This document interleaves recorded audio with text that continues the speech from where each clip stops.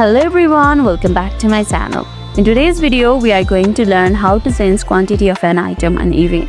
Let's get started. First of all, open your eBay app. Make sure that you have already logged into your account. Once logged in, tap on selling and bottom right corner. Tap on it and this will open your selling section. Under the selling section, you can see an active listing. It's over here. My active listing is 0 because I haven't listed anything yet. However, I will guide you through the process. Now tap on active listing. This will show all the items you are currently have listed for the sale. Find the item for which you want to change the quantity and click on edit next to it. Once the listing is open, scroll down to the quantity section and here you can update the number of items you want to sell. After entering the new quantity, click on save to update the listing. And that's how you can change the quantity of an item on eBay.